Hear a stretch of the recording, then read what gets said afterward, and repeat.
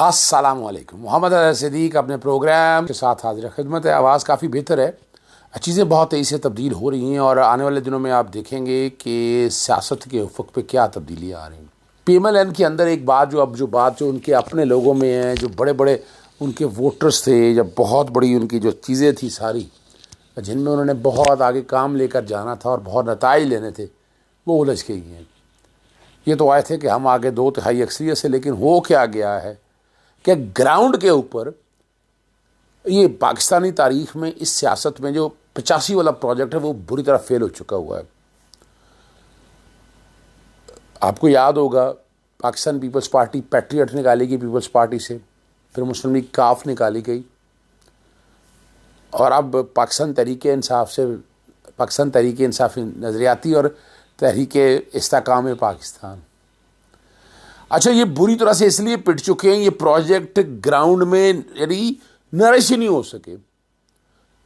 ہماری اسٹیبلشمنٹ کے لیے یہ بڑی ایک تکلیف دہ بات ہے کہ یہ پہلی دفعہ ایسا ہو رہا ہے کہ جو پروجیکٹ مارکیٹ میں پھینک رہے ہیں وہ نہ صرف باؤنس بیک ہو رہا ہے بلکہ ناکام بھی ہو رہا ہے.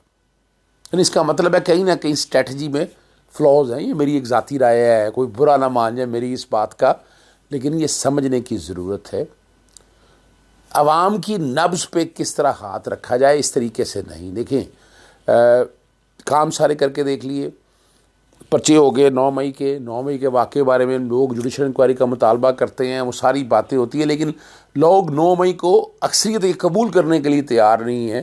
لیکن یہ وجہ کیا ہے، یہ سمجھنے کی بات ہے. اس کی وجہ بڑی سمپل سی، جو مین وجہ لوگوں کو اٹھا لینا، تشدد کرنا، تذلیل کرنا، اور پھر جو بات مان جائیں، جو پاکستان تحریک انصاف چھوڑ جائیں.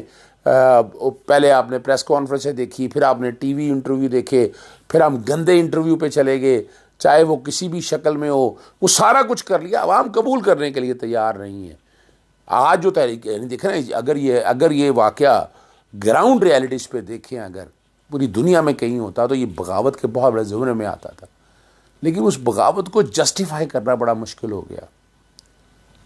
دیکھیں نا، اس کو جسٹیفائی کرنا بڑا مشکل ہے، آسان کام نہیں ہے.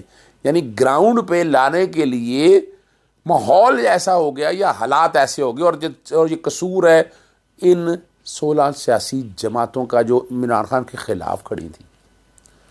اگر یہ گراؤنڈ پہ کچھ چیزیں دے جاتی، کوئی بہتری کر جاتی، تو ویسے ہی یہ بڑا مشکل تھا اپنا اس پروجیکٹ کو منطقی انجام کی طرف پہنچانا. یہ اتنا آسان کام نہیں ہے.